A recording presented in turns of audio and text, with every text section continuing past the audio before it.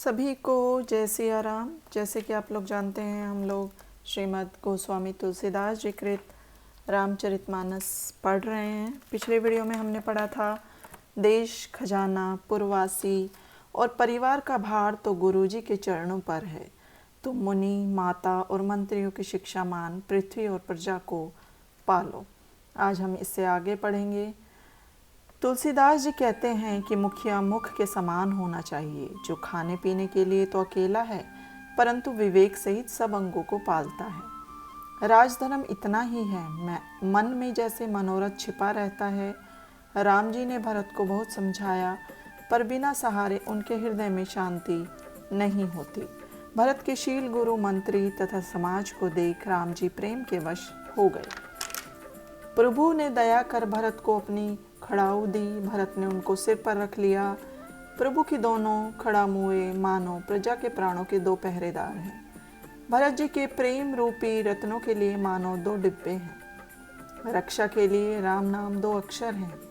रघुकुल की रक्षा के दो किवाड़, शुभ कर्म के दो हाथ, सेवा तथा धर्म के दो नेत्र हैं।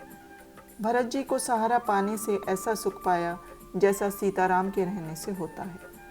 भरत ने प्रणाम कर विदा मांगी, तब सुनते ही राम जी ने हृदय से लगा लिया। इधर कुटिल इंद्र ने उस समय बुरा मौका पाकर लोगों को उचाट दिया।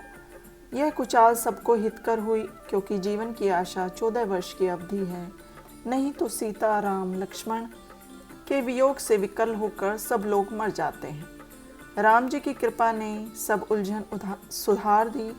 देवताओं की माया गुणकारी हो गई। राम जी भुजाएं भरकर भरत से मिलते हैं, वह प्रेम कहा नहीं जाता। उस समय ऐसा प्रेम उमड़ा कि धीर धुरंधर राम जी ने भी धैर्य त्याग दिया। नेत्रों से जल बहने लगा। यह दशा देख देवता भी दुखी हुए। मुनि गुरु और जनक जैसे धीर, जिन्होंने हृदय को ज्ञान की अग्नि में तपा लिया है, जल से उत्पन्न कमल के पत्रों की तरह, जो सांसारिक माया से अलग है, वे भी राम और भरत की अनुपम प्रीति को देखकर ज्ञान वैराग्य सहित तन मन वचन से प्रेम मगन हो गए। जहाँ जनक और वशिष्ठ जी की मति कुंठित हो गई, उस स्नेह को कहने में बड़ा दोष है। राम और भरत के वियोग की कथा सुन लोग मुझे कठोर जानेंगे। उसी संकोच से वाणी भी समय को विचार कर सकुचाती है। राम ने भरत को मिलकर समझाया, फिर प्रसन्न हो शत्रुघ्न को हृदय से लगाया। नौकर और मंत्री भरत का रुख पाकर अपने अपने काम में जा लगे। चलने की सुन दोनों समाजों को दुख हुआ। सब लोग चलने का साज सजाने लगे। दोनों प्रभु के चरणों में प्रणाम कर राम जी की आज्ञा सिर पर रख चले। मुनि तपस्वी और देवताओं को देख बार बार सम्मान किया। फिर भरत जी लक्ष्मण जी से मिलकर सीता जी को प्रणाम कर उनकी चरण रज मस्तक पर रख और सब मंगलों के मूल आशीर्वाद को सुनकर चले। लक्ष्मण सहित राम जी ने जनक जी को सिर नवा, विनती की और बोले, हे देव, दया के वश हो आपने बहुत दुख पाया।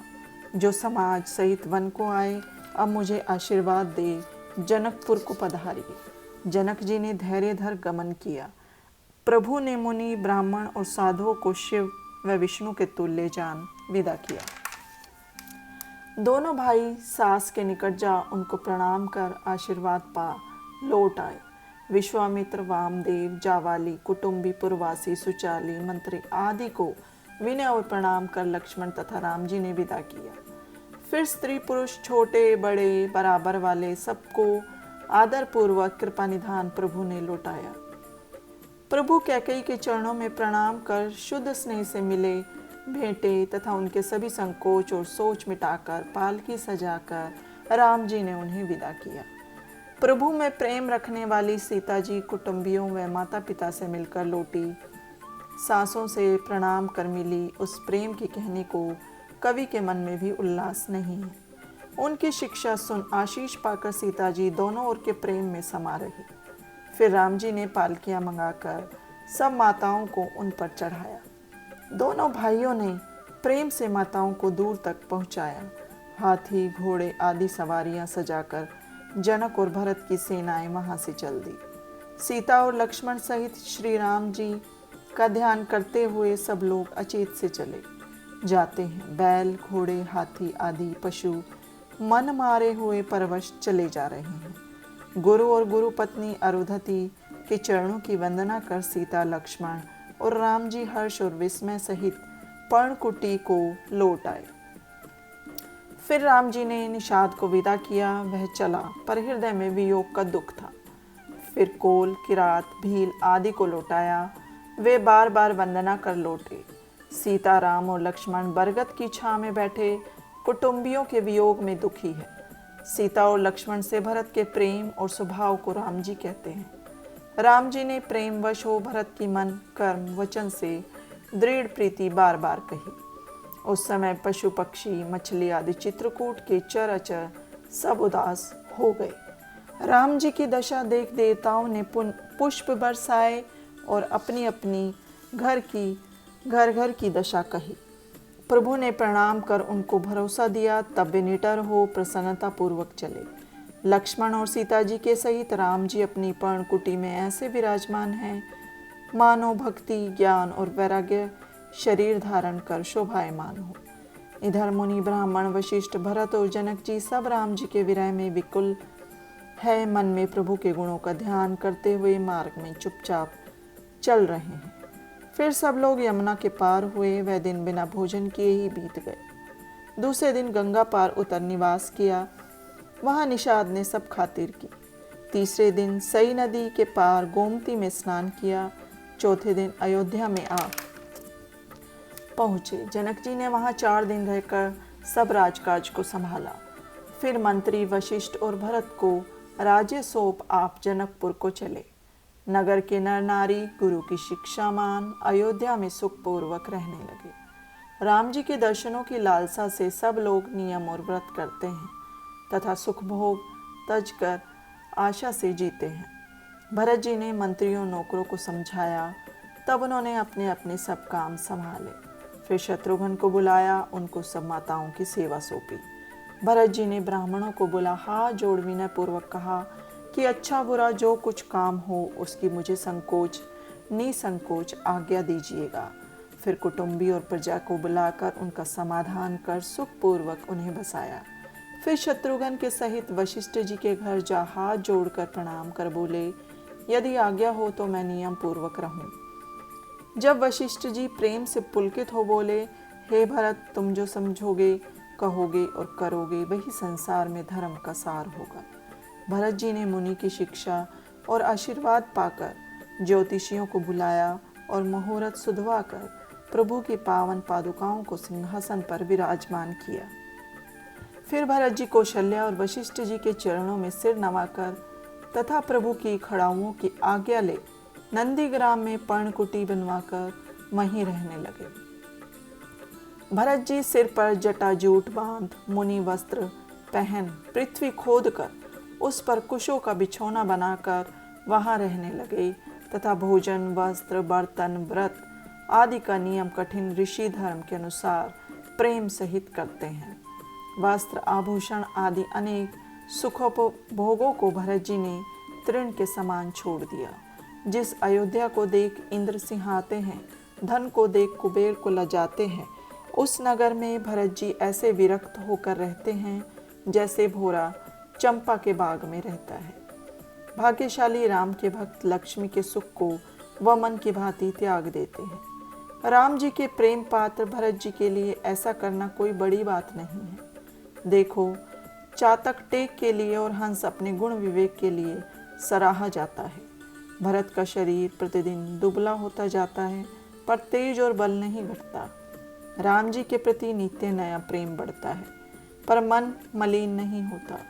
जैसे शरद ऋतु के प्रकाश से जलाशयों का जल घटता, आकाश स्वच्छंद होता और कमल खिलते हैं, शम, दम, संयम, नियम और उपवास ये सब भरत जी के हृदय में निर्मल आकाश के नक्षत्रों की तरह चमकते हैं।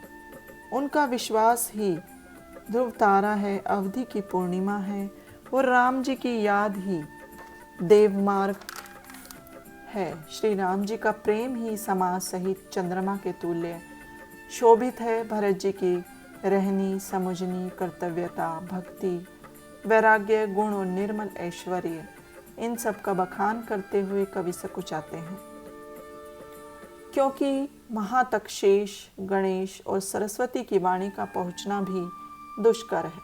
भरत जी रामचंद्र जी की खड़ाओं का नित्य प्रति पूजन करते हैं, हृदय में अपार प्रेम है तथा उन्हीं खड़ाओं से आज्ञा मांग कर सब राजकाज करते हैं।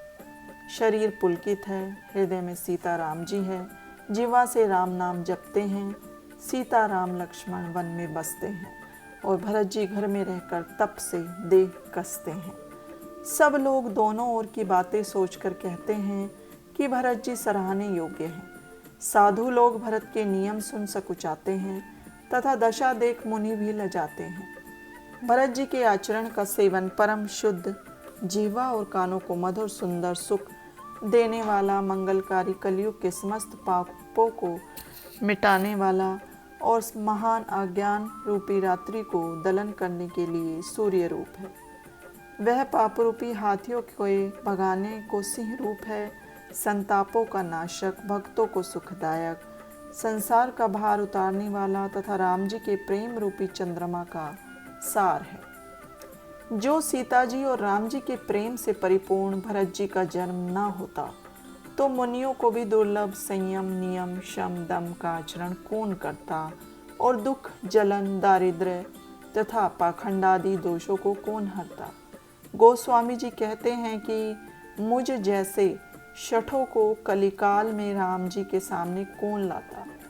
तुलसीदास जी कहते हैं कि भरत जी के चरित्रों को जो नियम पूर्वक सुनते हैं उनको सीताराम जी के चरणों में प्रेम होकर विषयों से वैराग्य उत्पन्न होता है। बोलो श्री रामचंद्र भगवान की जय। यहाँ पर हमारा अयोध्या कांड समाप्त होता है। अब इससे अगली वीडियो में हम अरण्य कांड की शुरुआत करेंगे। तब तक के लिए सभी को जय सिया।